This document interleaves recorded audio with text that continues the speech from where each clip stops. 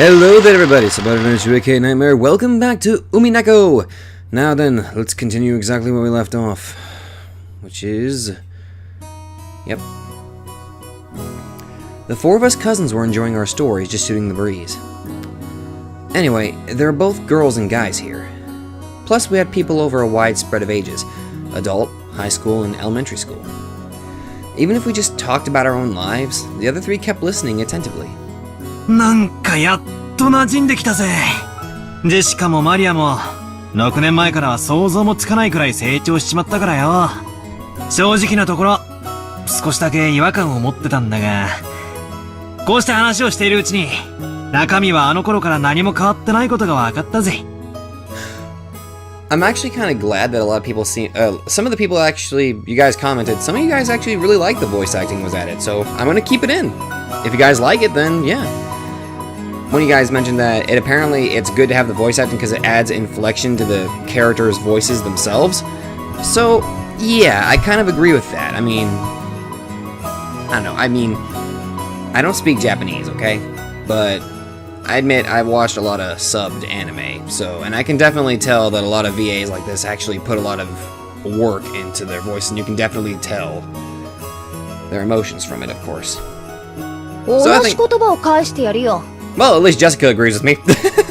バトラだって6年ぶりだってのに全然変わってねえぜ。図体がいくらでかくなっても中身は相変わらずお子様だってことだな。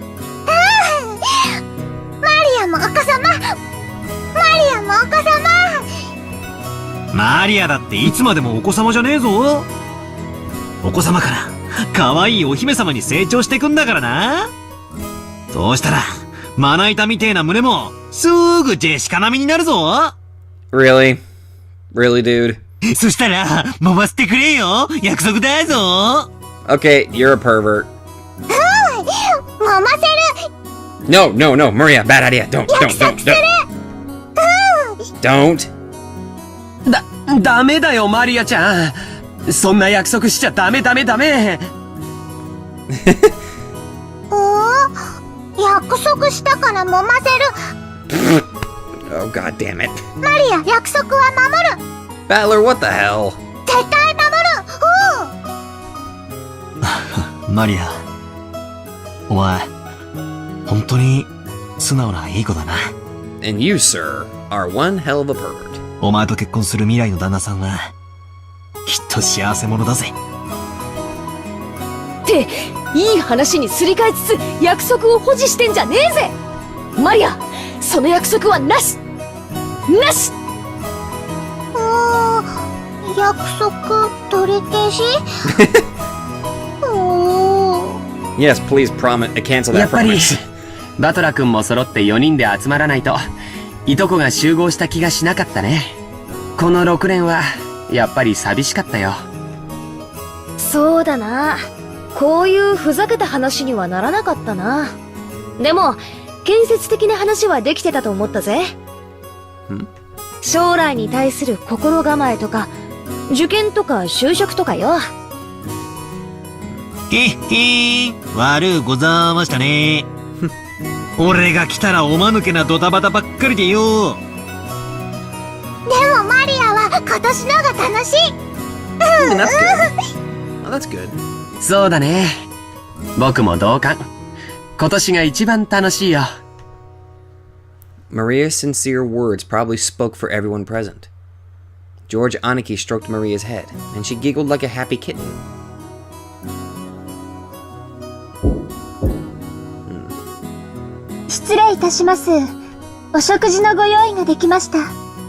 Is that Shannon? A timid knocking sound and the equally timid voice of a young woman came through the door. Jessica answered brightly. Shannon! 入れよ! Shannon, okay. I'm probably still gonna say Shannon, but it looks like she's pronouncing it Shannon. バトラは覚えてるだろ? Jessica stood up from the bed and opened the door. There stood a servant girl who must have been about our age. It's been quite some time since last we met, Battler-sama. It's nice to see you after 6 years. It's me, Shannon. Trembling a little as she noticed me, she bowed deeply. ジェシカにも驚かされたが、シャノンちゃんにもあんたもすっかり美人になったじゃねえのよ。Don't be perverted, man. Just control yourself. もったいないお言葉。強烈に。しかしよ、この島じゃよっぽど食事の栄養価が高いんじゃねえのか？何を食ってどこを鍛えたら、そんなにでっかいお胸になるんだか。 I don't know if the microphone picked that up. That was me slapping my forehead. ジェシカとどっちがでけえか、ちょいと触って確かめさせてもらうぜ。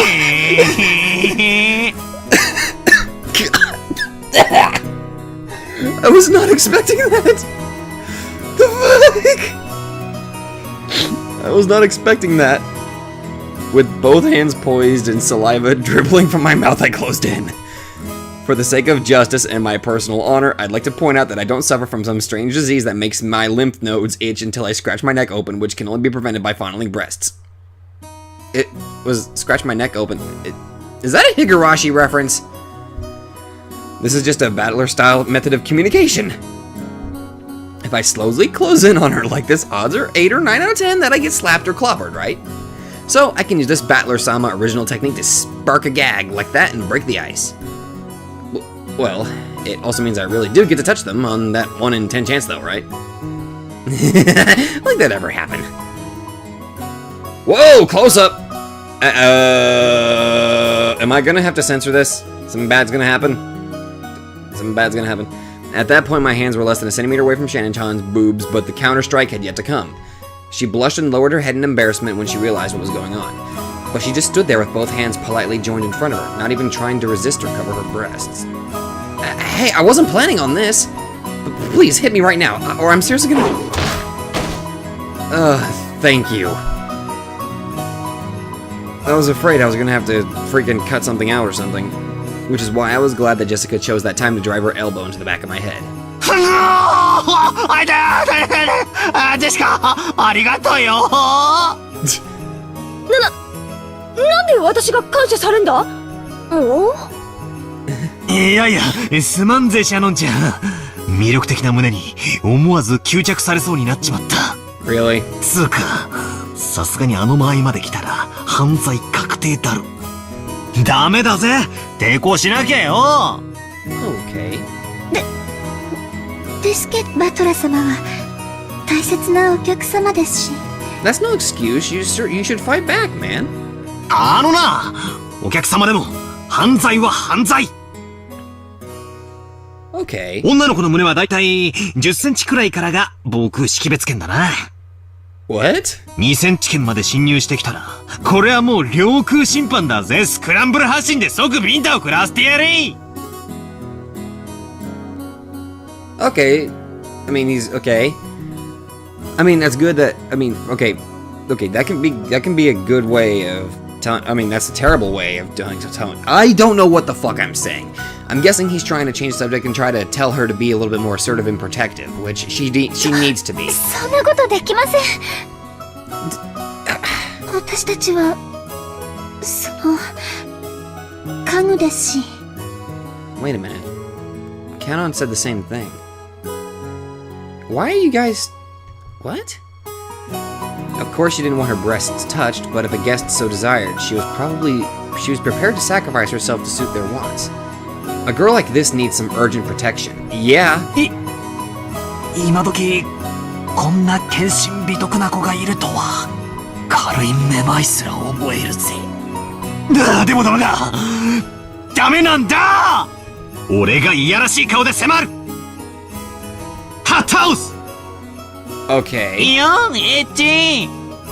そういうお約束じゃないとオチがつかねえんだよ。頼むよ、お願いでよ。俺を引っ叩いてくれよ。Shannon, just hit him. バチンバチンと。お願いは聞けません。家具ですから。Stop calling yourself that. でも、命令ならお聞きします。Oh? それが務めですから。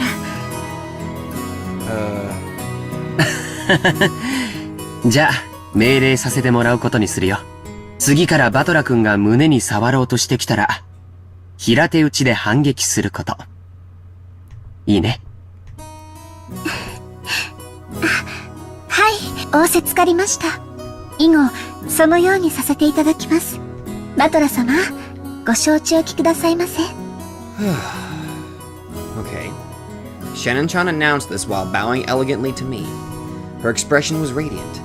I gave her a thumbs up to show her I was fine with that. 6年前は、お手伝いさんの連れ子が、ついでにお手伝いみたいな印象だったんだけど。A servant's daughter. すっかり一人前の使用人さんだな。今年で何年になるんだ？はい、おかげさまで、10年ほどお使いさせていただいております。10 years? She's Shannon. The kanji for her name are read as Shannon. Now, here's another name that's far from typical for a Japanese person. Back in the day, I was a kid myself, so I accepted her name without paying it much attention.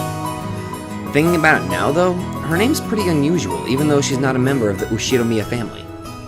Maybe it's like a servant's professional name or something. If so, that might explain why her name's so similar to Kanon-kun, that kid I met earlier in the Rose Garden. She's a long-term servant who has served here since she was 6 years old. Her appearance had changed so much that I couldn't match her to the person in my memories. But we both knew each other 6 years ago. That shy part of her had always been there. But she did seem to have developed the allure you'd expect of a girl her age. Especially in her breasts, yes. Dude! さっき会ったカノ君は彼女の弟なんだよ。Okay, so I 弟 figured. というわけでは。What? でも、私のことを姉と慕ってくれます。何か失礼なことはしませんでしたか？ I wouldn't say he did. He's the same as always. もうちょっと愛想よくすればいいのによ。もったいないやつ。カノン君がご迷惑をおかけしたようで、申し訳ございません。別に迷惑なんか何も。同じ男としてわかるさ。ありゃ気難しい年頃だ。愛想が悪いのは当たり前だぜ。マリアもよく言われる。 What? 愛想悪いって言われる。 Really? You don't seem unsociable. カノンと一緒。マリア様は愛想悪くなんかありません。一緒がよかった。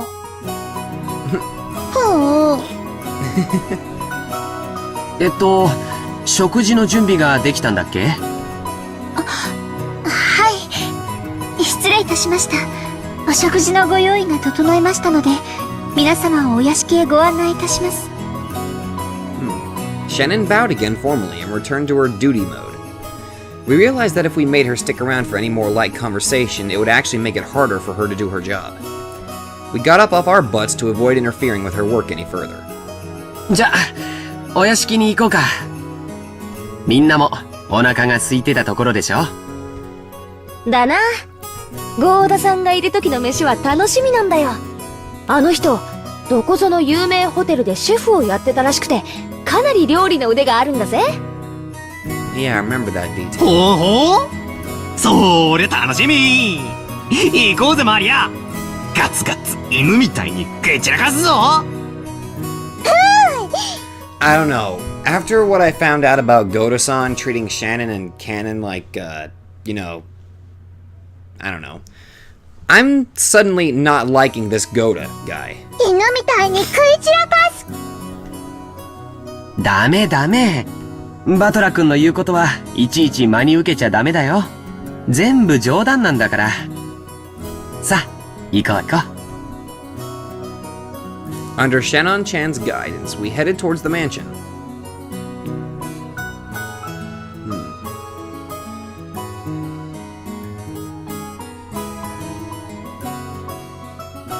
Met once again by the magnificent Rose Garden, we continued onward as the intimidating mansion of the Ushiromiya head family came into view. It had apparently been built shortly after the war, so you could feel the dignity of almost half a century hanging about. The building was gorgeous on the surface, but old as it was, equipment such as its AC and heating were apparently quite frail.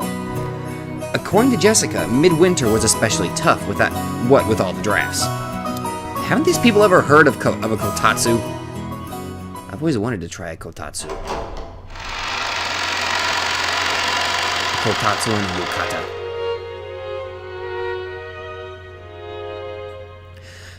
Wait a minute, is the... no, wait. Yeah, fuck, yeah, the kotatsu, that's what I wanted. As we entered the entrance hall, an aged servant greeted us. Now, him, I remembered. That's Genji.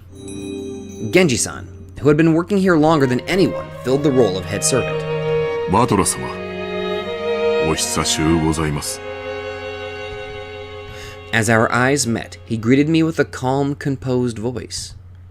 His bow wasn't as graceful or refined as Goda's, but despite its simplicity, it communicated his feelings very well. ゲンジさん、本当にお久しぶりっす。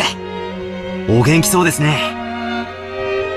おかげさまで健やかに過ごさせていただいてお、バトラ様こそご立派になられました。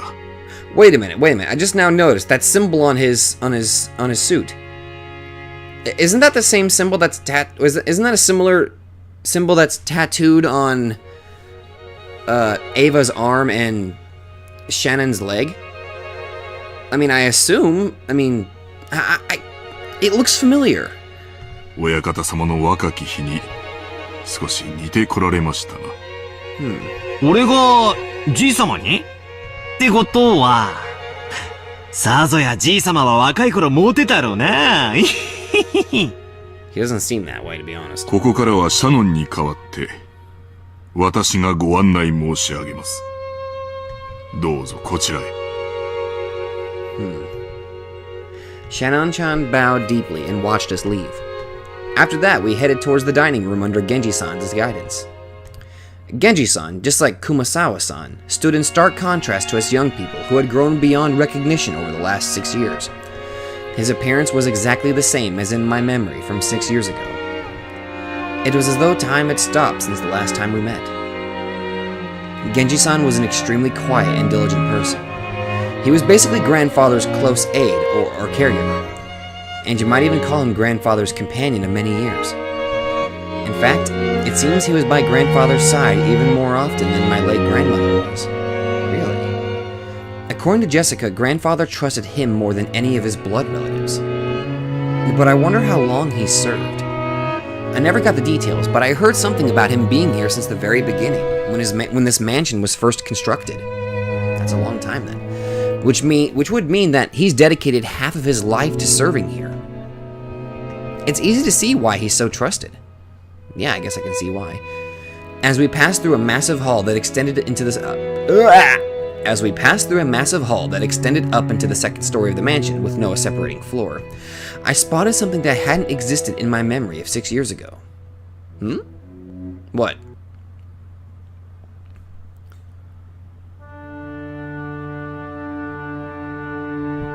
Cutscene?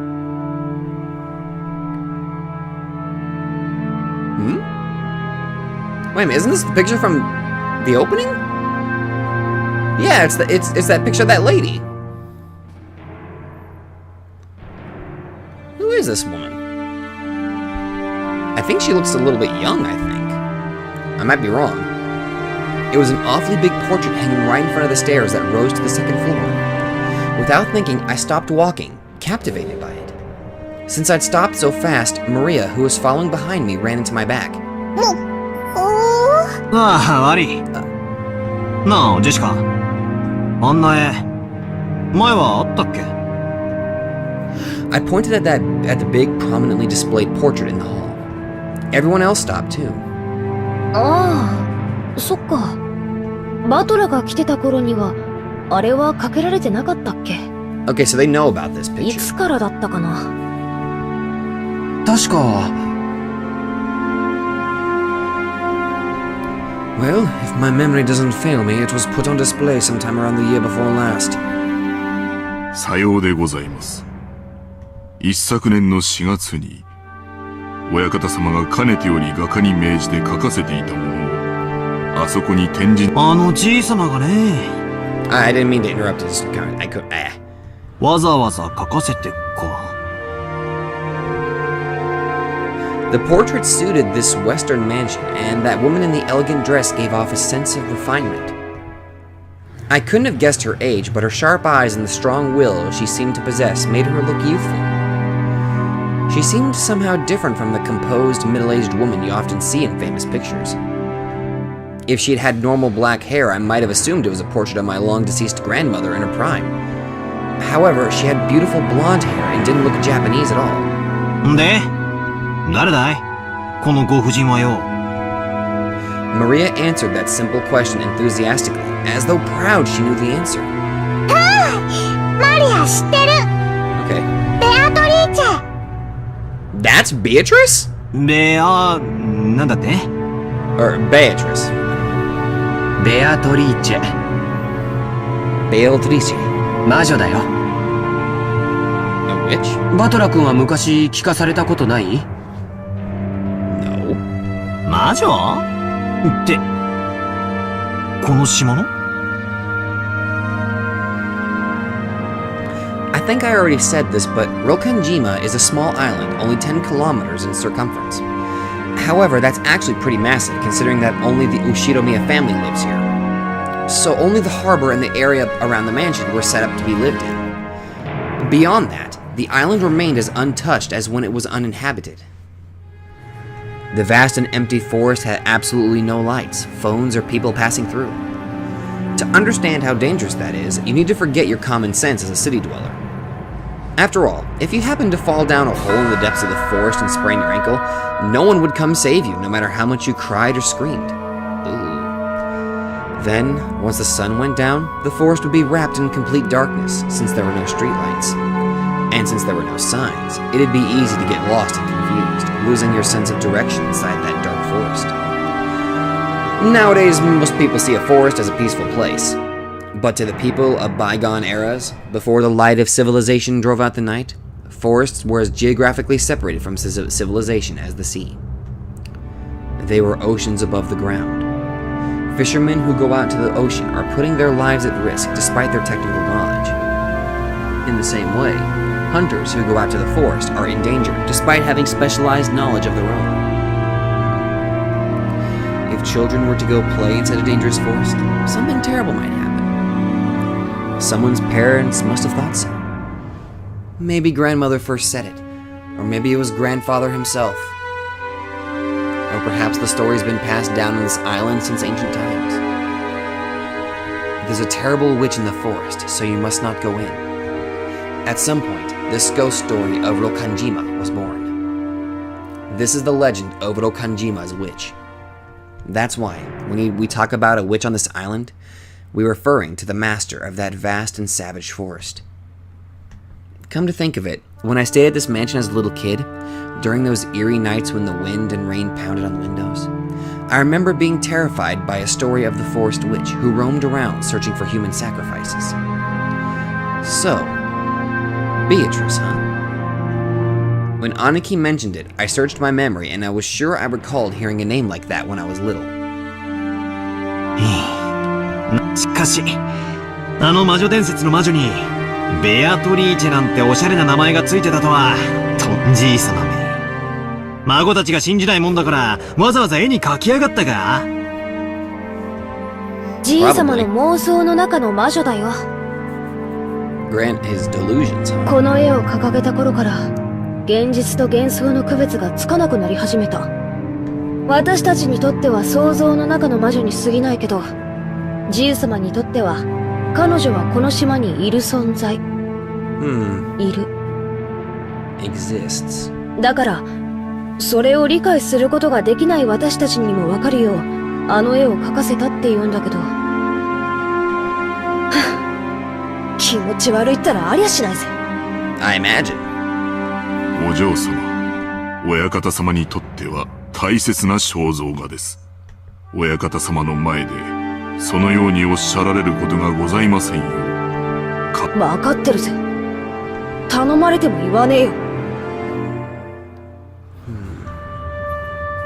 Jessica glanced at the portrait with an irritated gaze before turning away. 行こうよ。食堂にみんなを待たせてるよ。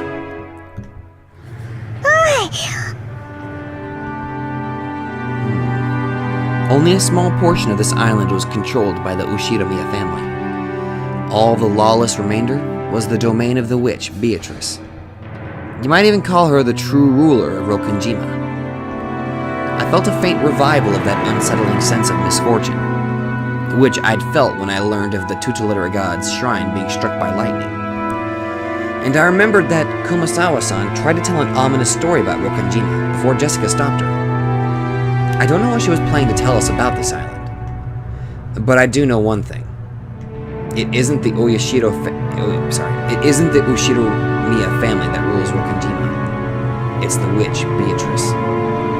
That's right. After all, this is the witch's island.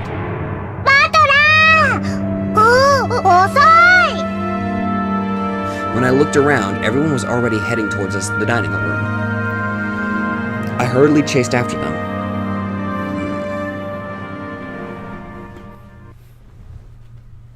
We walked up to the huge double doors that led to the dining room. Genji-san knocked. お子様方をお連れいたしました。失礼いたします。 The doors were opened and we were invited inside.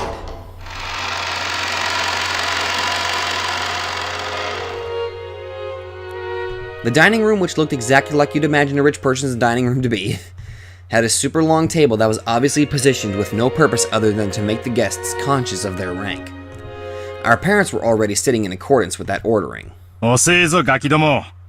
早く席につけよ。 The old bastard pressed us to sit. The only gaps in that group of people were the spots we were supposed to sit, which only made us feel our tardiness all the more. The seat at the head of the table, called the incipient's chair, was for the most highly ranked, reserved for grandfather. It was still empty. He probably wanted to show up last for dramatic effect. From the perspective of someone facing the incipient's chair head-on, the seating order went from left to right, with the lower-ranking seats progressing in rows of two further away from it. So the left-hand side of the first row, closest to the incipient's chair, was where Uncle Kraus should have sat, since he was the second highest in rank. It looked like he hadn't arrived yet, so that seat was empty. Across from his chair, on the right side of the first row, sat the eldest daughter of the family, Aunt Ava, who was the third highest in rank.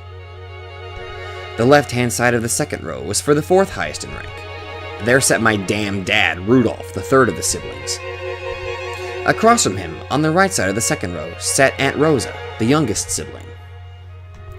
At this point, you might expect their husbands and wives to come next.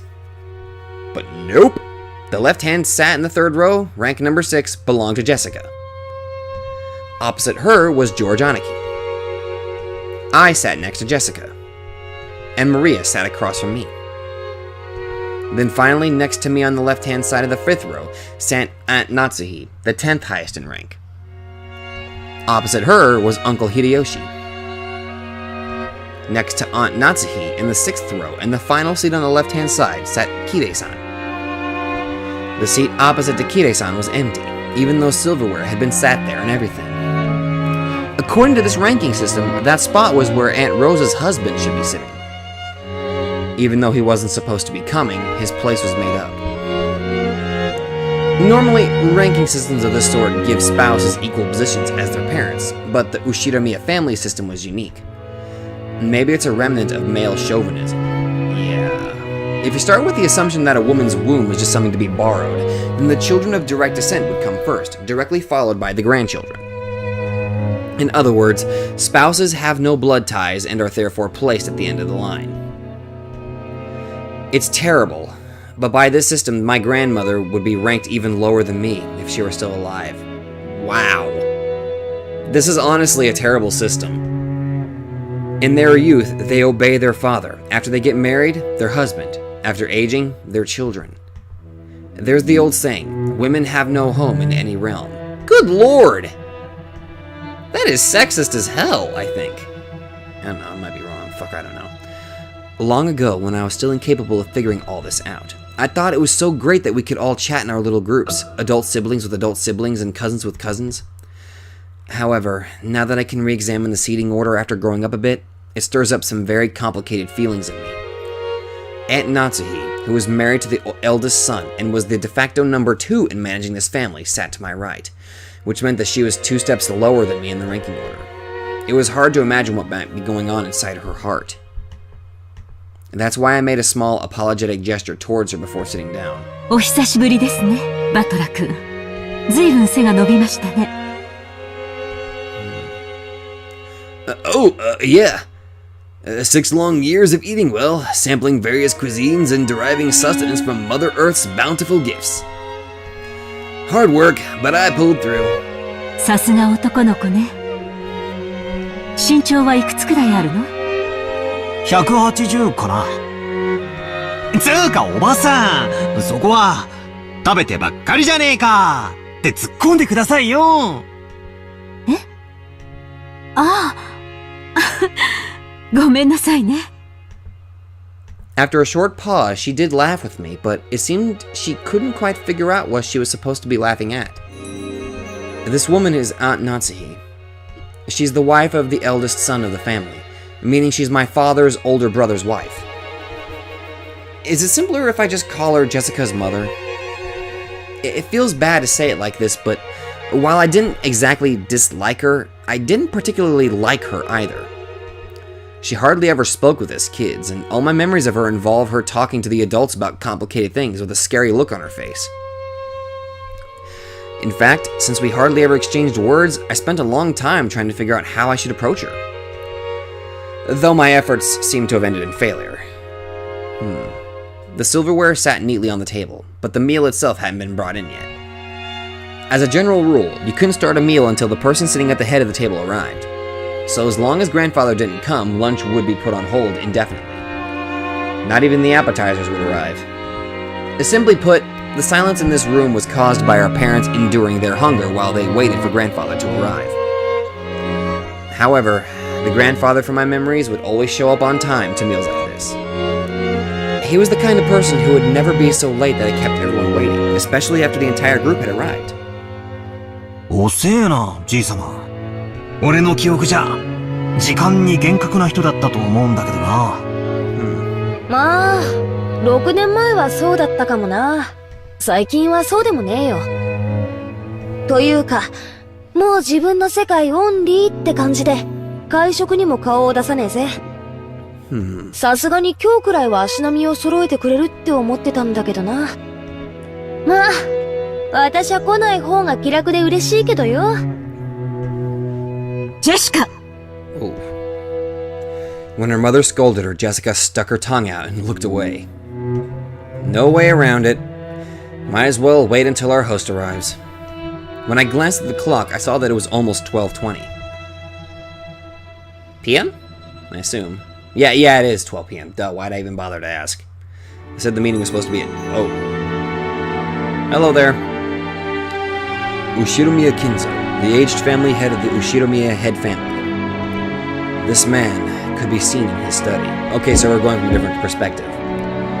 The clock had already passed noon, but he didn't even attempt to rise from his seat. With his spectacles on, he built up a growing pile of books with elaborate bindings, which he then read intently. You couldn't really say that he was having too much fun to stop. Rather, he filled the room with a sense of impatience, perhaps a sense of impending danger, as though every second wasted was a tragedy.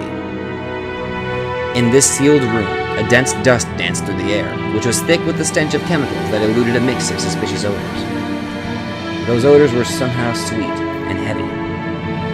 If anyone with a normal nose came in here, the first thing they would be to open a window and ventilate this room. The knocking against the study door had been going on for a while. A voice calling, "Father," sometimes mingled with the knocks. As Kinzo heaved a deep sigh, he snapped shut the old book in his hand and slammed it on the table. Then he yelled at Kraus, who was still knocking on the door. Jesus. その音を止めぬか。叩けば扉は開かれると誰が教えた。そのバカ者は貼り付けにしたぞ。Good Lord. お前もそうされたいのか。お父さん、年に一度の親族会議の日ではありませんか。皆下に集まっています。どうかおいでください。Kraus called out to his father through the door. Kinzo always shut himself up in the study, hating it when nearly anyone, even his family, entered the room.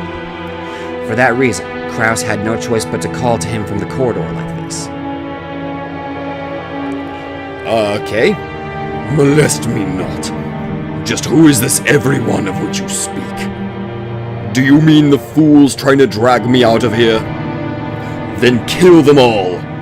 Tear them apart, use their bodies for firewood, and feed them into the witch's hearth. Put a pot in that hearth to boil the wormwood. Force the imbeciles who dare try to lure me out of here to drink the broth of the apocalypse. I will soak their dregs in liquor. Where is Genji? Call for Genji. Have my demonic absinthe prepared. The whispering of the green fairy reaches me no longer. Where is Genji? Bring him here! Dude? The fuck is wrong with you? On the other side of the door, Kraus, Nanjo, and Genji kept waiting for the master of the house, who stubbornly refused to come out. Hello there! すっかり嫌われてしまったようだ。 I'm guessing you're Kraus? もう私の声では何も届かんよ。 Seemed kind of like a dick. Yep, you're Kraus. Kraus shrugged as though saying, it's no use, and smiled bitterly.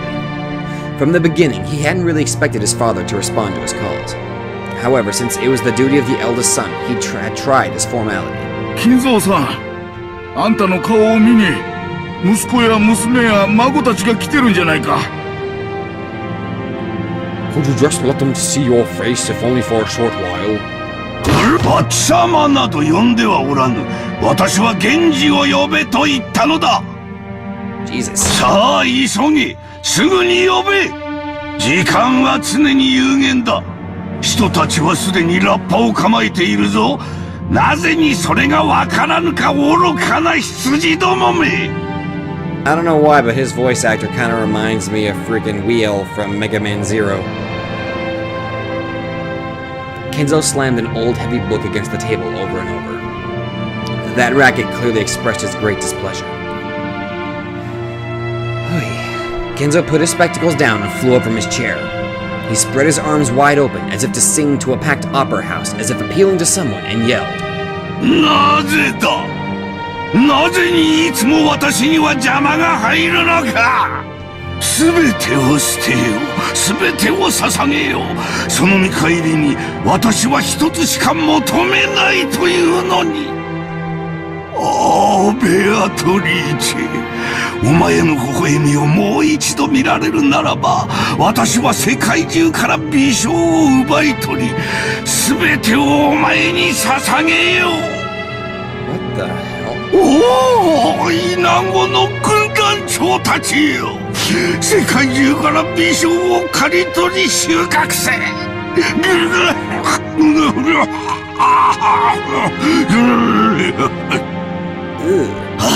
すべてが汚らわしい。すべてが煩わしい。なぜこの貴重な一日に私は邪魔を受けねばならぬのか。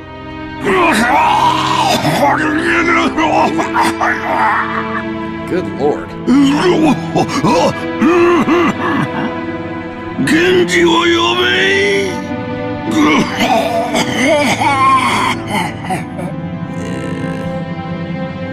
何を怒鳴ってるのかもさっぱりだ。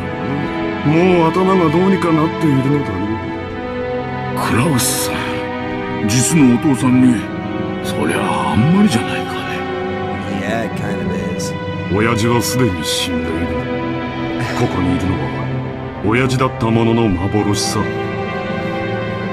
いずれにせよ本人にここを出る意志がない以上どうにもならん。金蔵さん。Choking coughs continued to pour from the study. 私は下に戻る。ゴーダの自慢のランチをこれ以上無駄に冷ましてしまうことはない。親類たちにとって当家での数少ない楽しみだろうからな。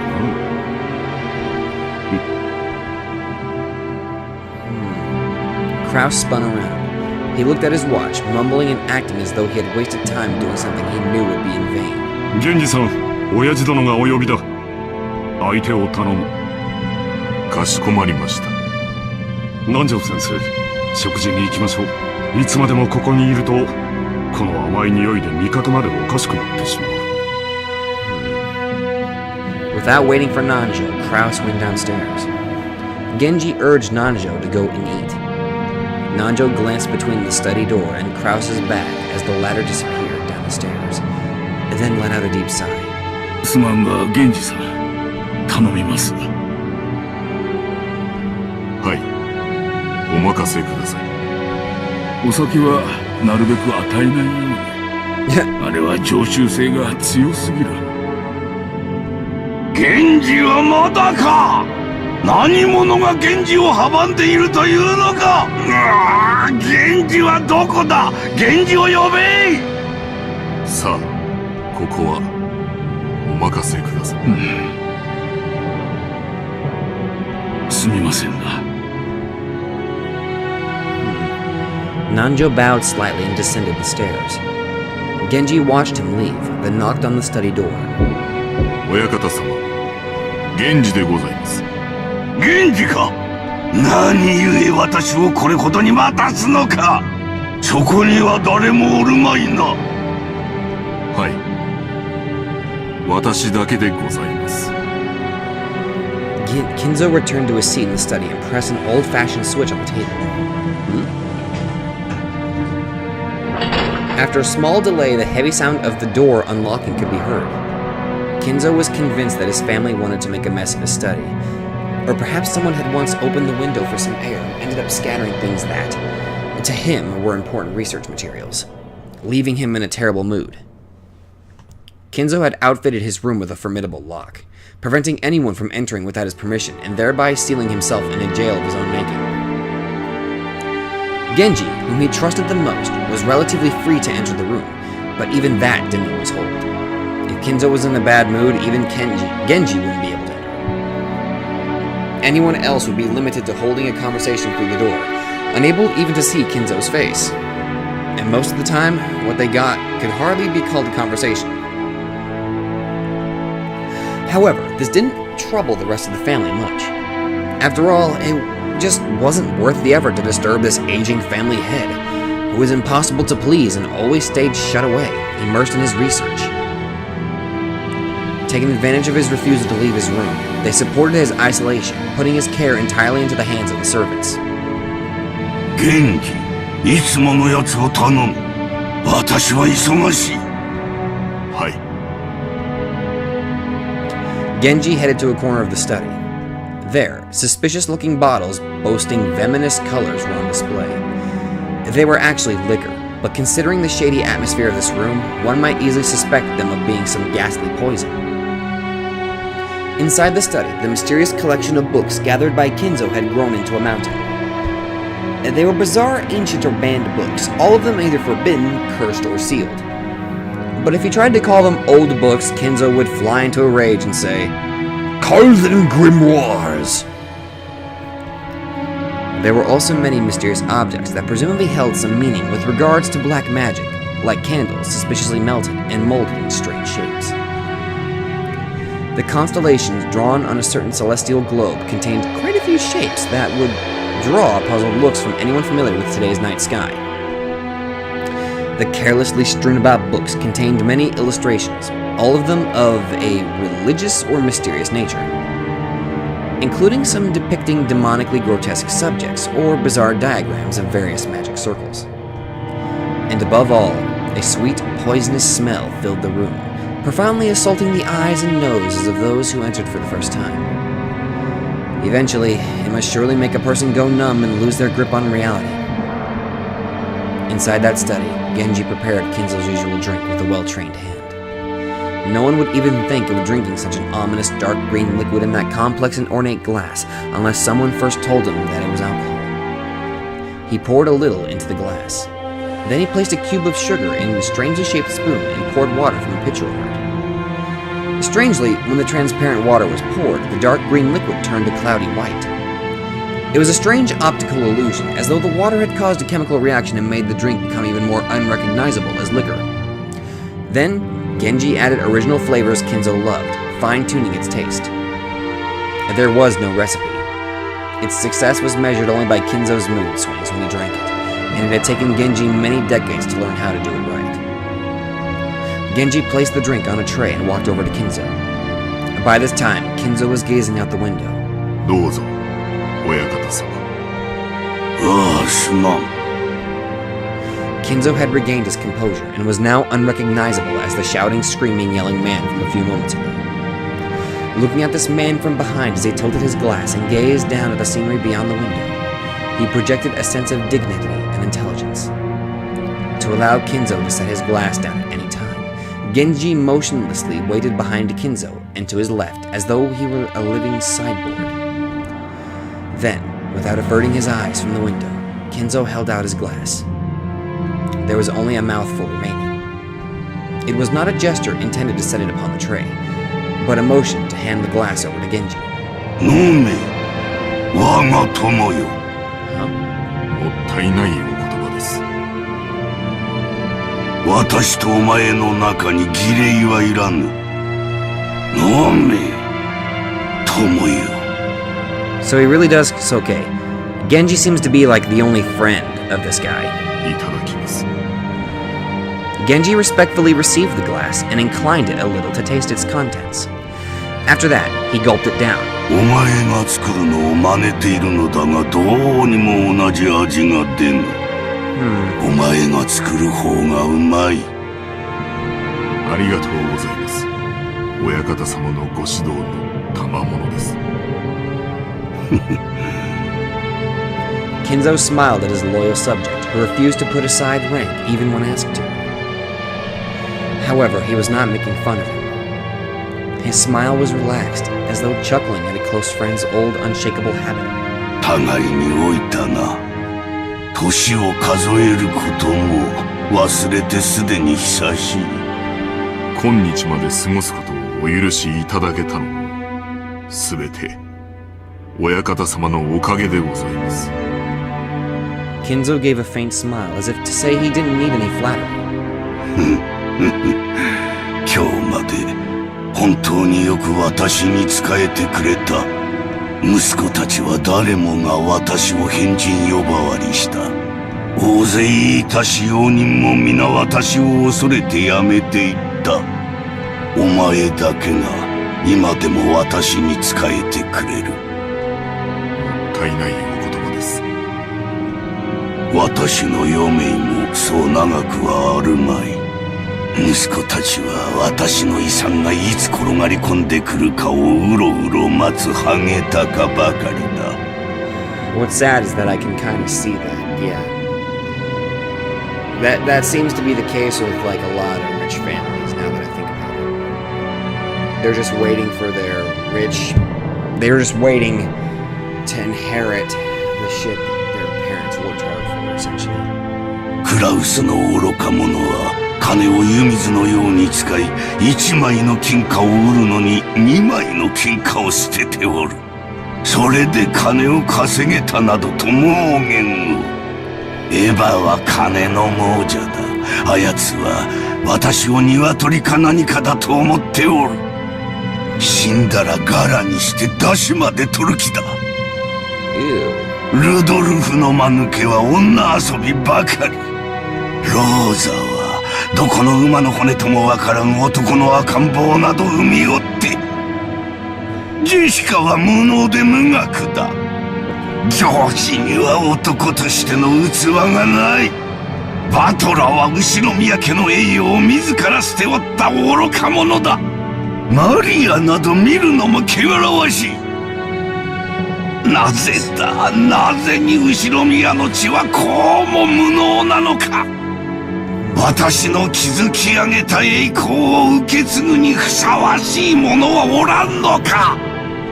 ああ、分かっておるとも。これがベアトリーチェの呪いであることも分かっておる。Beatrice's curse. 黄金の魔女め、それが私への復讐のつもりか。憎みたくば憎むがよい。逃げたければ逃げるがよい。逃がさぬ、逃がさぬ、逃がさぬ、逃がさぬわ。I'm guessing he loved this Beatrice お person. 前は私のものだ。Okay. 常に私の腕の中でなくてはならん。私の生涯のすべてなのだ。我が鳥かごにて永遠に私だけに囁き続けるのだ。 Okay, maybe not so much as love, more like he's completely obsessed with this woman. ベアトリーチェ。 Why won't you smile back at me?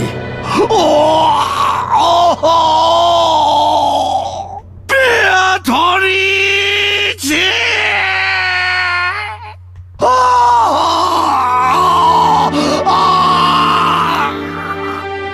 Good lord, he sounds like he's fucking dying.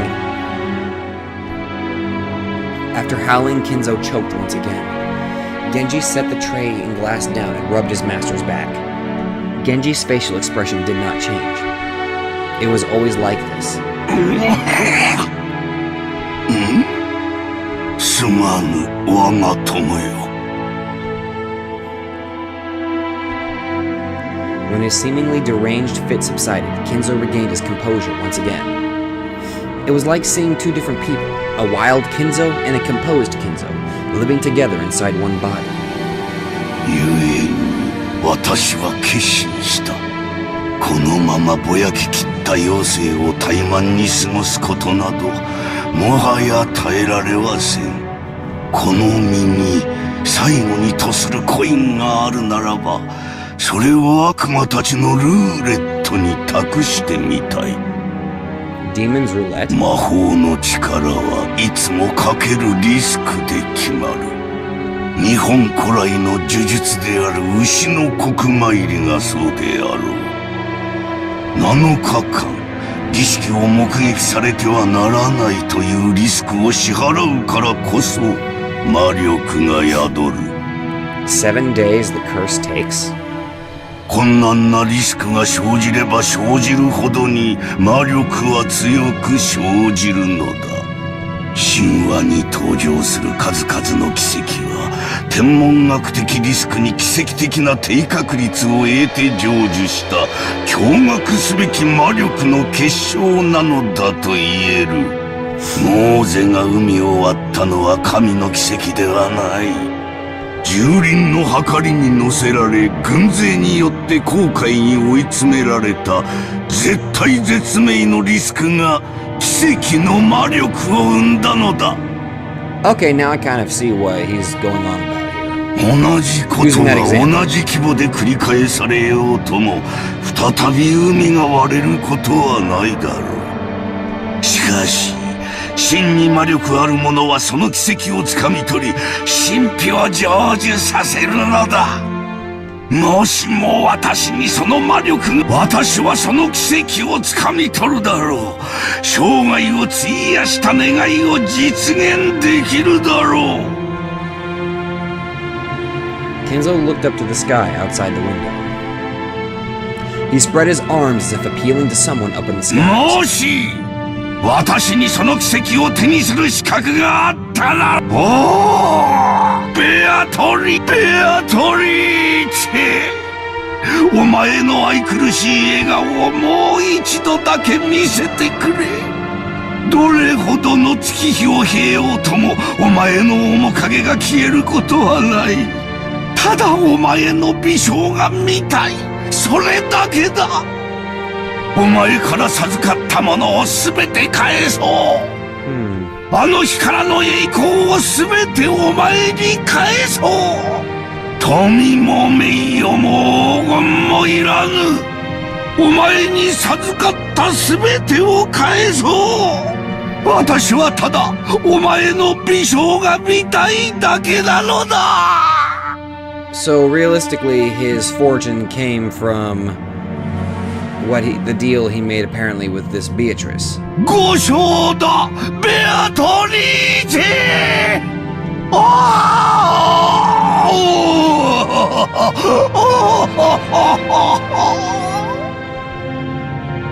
His nonsensical yells became a scream and then a wail. Kinzo slumped to the floor, tearing at it with both hands. Genji had no choice but to wordlessly watch over his master's lamentations. Okay. Whoa. やあ諸君、当主様は具合が優れられないとのことだ。せっかくこうして1年ぶりの会合に集まってくれた諸君と昼食を共にできないことを非常に残念にしておられた。Seem like a dick.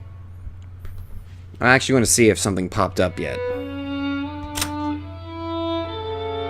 Yep, started getting filled in here. Shannon, a young but experienced servant. She's normally calm and performs her job efficiently, but she messes up when she gets nervous. Furthermore, Shannon is nothing more than a pseudonym that she uses when on duty, not her real name. Oh, okay. I guess they kinda did mention that earlier. Servant Genji, the leader of the servants who work for the Ushiramiya family. He has served Kinzo longer than any other, as it is the person most trusted by that old man. Since he serves Kinzo directly, Kraus and Natsuhi thinks of him as being a spy for Kinzo. Okay then. There's still 2 spots here. Wonder who they're for. Ushiramiya Kinzo, the aged head of the Ushiramiya family. Even though it has already been announced that he has just a few months to live, he is brimming with energy. Though he amassed a vast fortune in the past, he never made any announcements regarding the inheritance, which worries his children. He is strongly influenced by the West and is a rabid fan of the occult. His study is packed with mysterious grimoires. Okay, nothing's been updated here.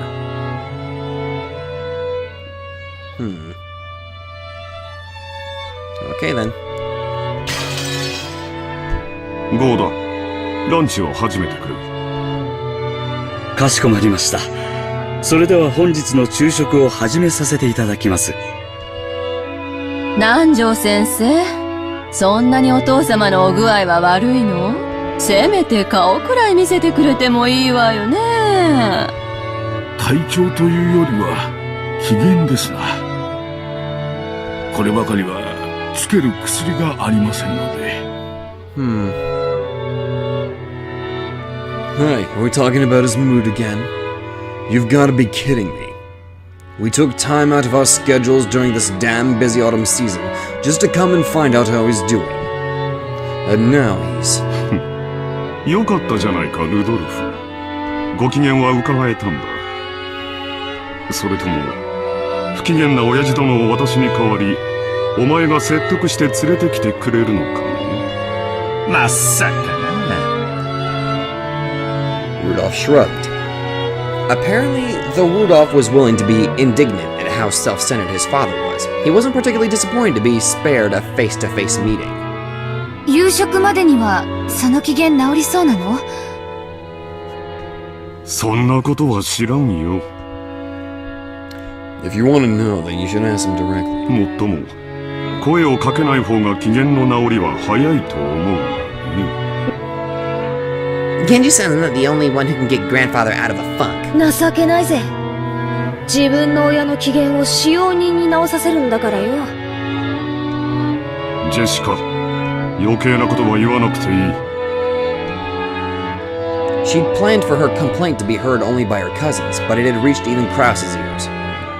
Scolded, Jessica scowled and turned away, sulking. 機嫌がうんぬんってことは、病状はそんな悪くないんじゃねえの？元気がないってんならともかく、機嫌が悪いってのは少なくとも気はしっかりしてる証拠だぜ。おじい様は特に強い気力をお持ちだからね。でも体が必ずしもそれに伴えるとは限らないよ。去年からずっと余命3ヶ月って言われ続けてる。最初の診断が正しいなら、おじい様は気力だけで流らえてるってことになる。気遣ってあげないといけないよ。Lunch started with the family head's seat still empty. The man who should be sitting there had already grown old, and the brilliant glory which had rebuilt the Ushiramiya family in the span of a single lifetime was being forgotten. Even though they were beginning the meal with that seat still empty, no one felt it was that odd anymore. Whoa, hello there.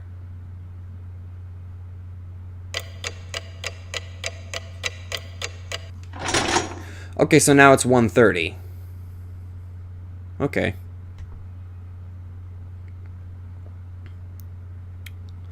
Well, I'm going to end that there. Since somebody went ahead and mentioned it, like, it seems like the clock acts as the end for each segment. So I feel like that should be long enough, I would think. And, I'm wondering more about this Beatrice. That I'm guessing that picture, that clearly was Beatrice, from what I understand.